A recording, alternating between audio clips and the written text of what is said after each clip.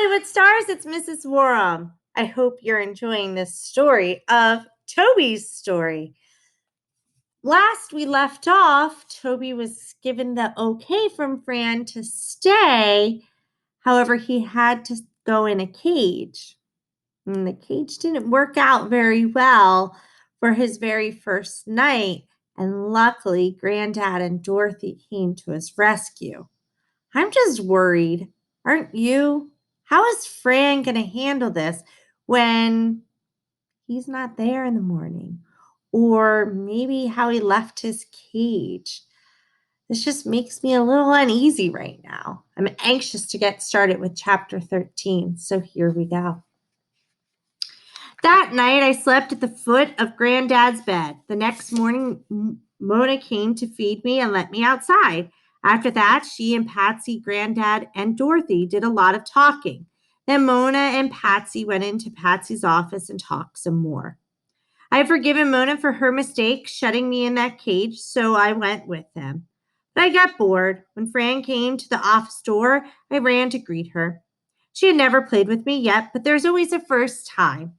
I wagged my tail and panted up her face, trying to let her know that we had a lot of fun last night and could have some more now if she would join in. But she ignored me. Do you know what happened last night? She demanded. People got out of their rooms to play with the dog. The night staff went crazy trying to get everyone back to sleep. Yes, I've heard, Patsy said. Toby's not used to the crate. He didn't understand, Mona said. She sounded worried.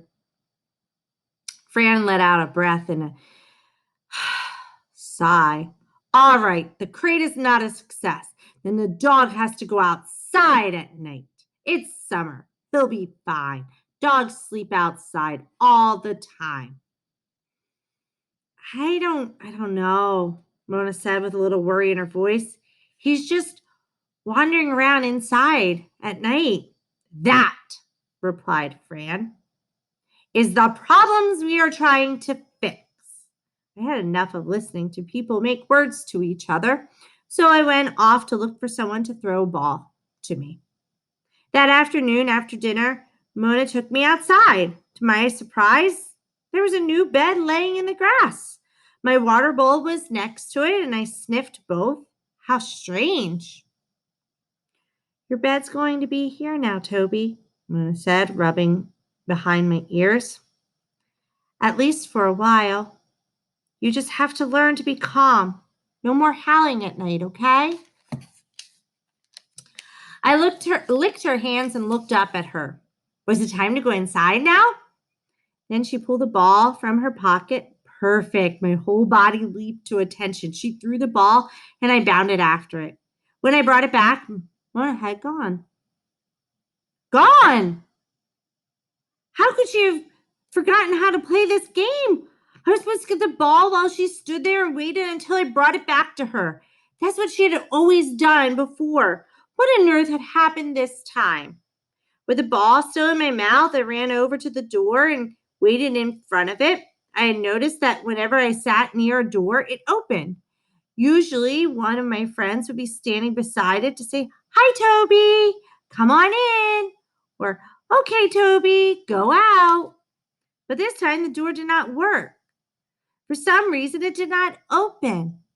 I was stuck on one side with my ball and Mona was on the other. I dropped the ball and barked so people would come fix the door. But no one came. I whined and I scratched at the door. I put my foot paws on it and barked some more.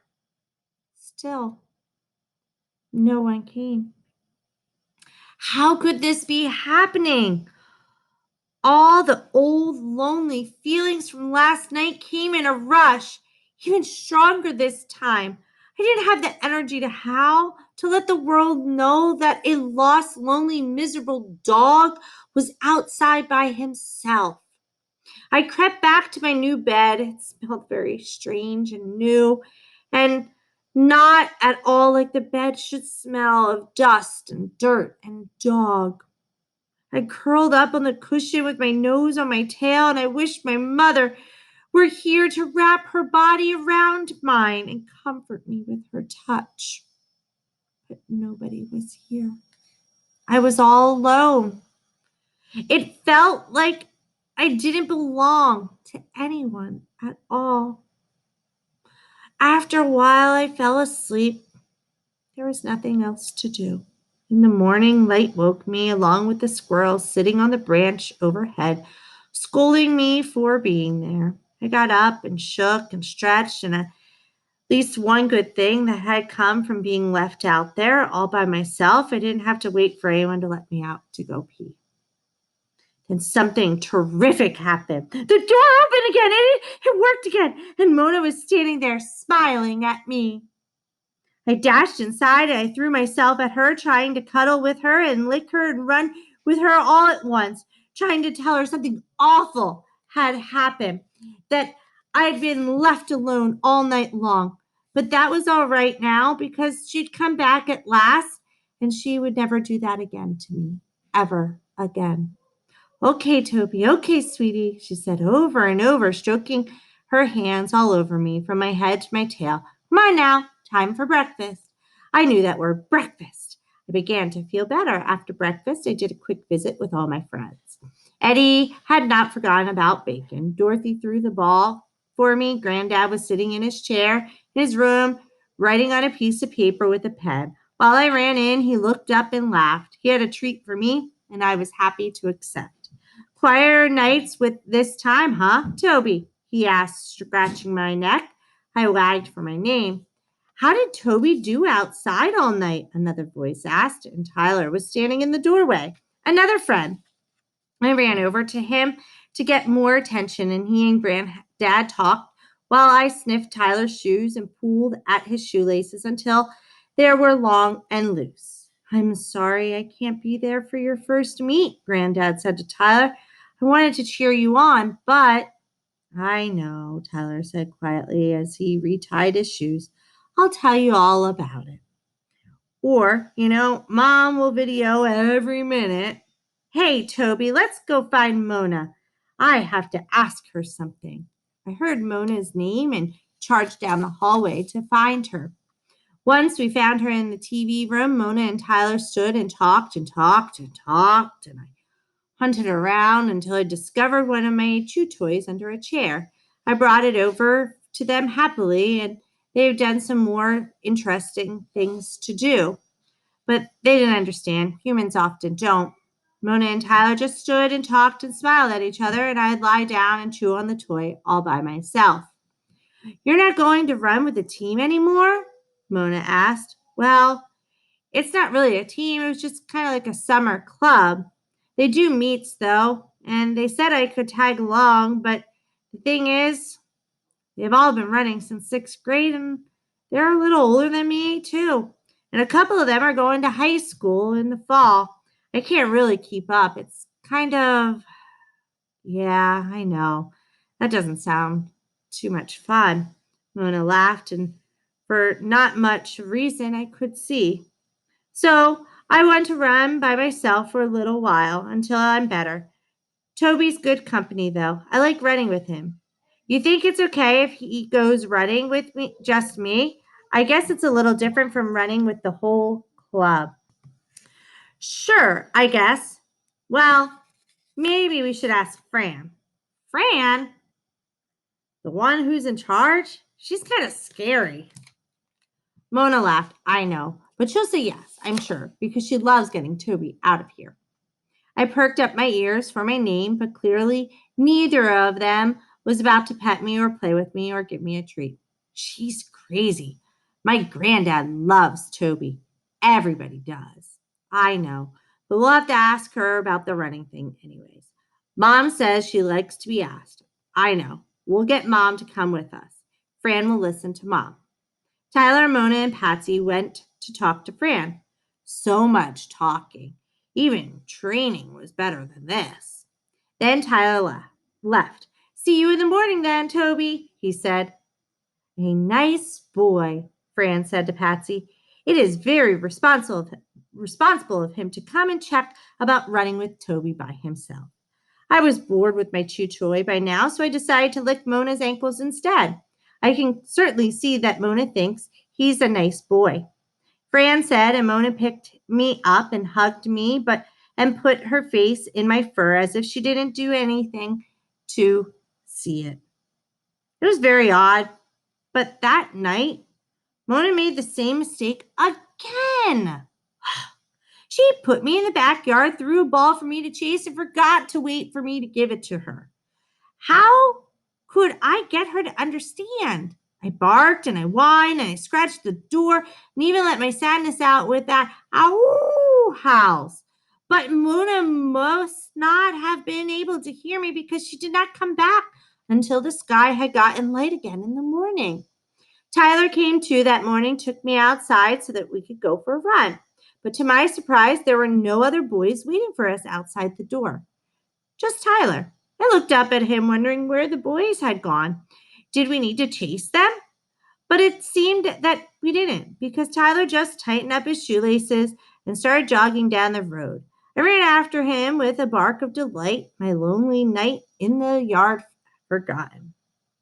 If Tyler and I ran together, just him and me, does that mean I belong to Tyler? It was a nice thought, but what about Mona? Even though she kept forgetting to bring me in from the yard, I still loved her. And I loved Eddie too, and his bacon, of course. It was very confusing, but I spotted a rabbit to chase, so I decided that was more important. We ran a long time that morning, and when we got back, I was panting as hard as I could. With my tongue hanging out, Tyler found Mona to give her my leash, and I could tell she was glad to see me. Good. I'm glad you're back with Toby, she said to him. We need him. She let me drink most of my water bowl, which I was happy to do, and then she took me to the part of my home that I thought was the quiet place. We had not been there since the last time Mona and I played chase with Eddie. I looked up at Mona in surprise. We're going to play chase some more? I was pretty tired from my run, and I didn't actually feel like chase right now. But it seemed that we weren't because Mona took me to a room with a bed. Patsy was there waiting for us. A man was laying on the bed. I recognized him even though I didn't know his name. He was one of my friends. He kept treats in a jar by his bed when I stopped by. He didn't offer me a treat now, though. He just lay there very still and smelled different. I lifted my nose in puzzlement. It was a strange odor, one I did not meet before. I smelled tired and quiet, and somehow he smelled far away. It made me feel confused and a little uneasy. I looked up at Mona in puzzlement and even let out a small whine. Now, she asked Patsy. Her voice was hushed. Patsy nodded. Now. Mona bent down and lifted me up to the bed next to the man. The sheets felt cold, soft against my feet, which were a little sore from the long run. My friend did not seem to notice. I sniffed his face. Lie still, Mona said softly. Toby, lie still. That again? Whatever. I was too tired to play training right now. I curled up against my friend with a sigh. Time for a nap. As I drifted off to sleep, I heard Mona and Patsy exchange a few words. Then a different voice joined in. It was quiet. It was still fierce. What is the dog doing here? Get him out of this hospital wing. I felt my friend on the bed move very slightly. Slowly, he lifted one hand. I felt my friend on the bed move very slightly. Slowly, he lifted one hand. He ran it down my back.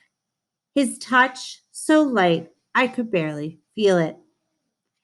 I put his hand down on the sheet again. I opened his eyes and closed them again with a long sigh.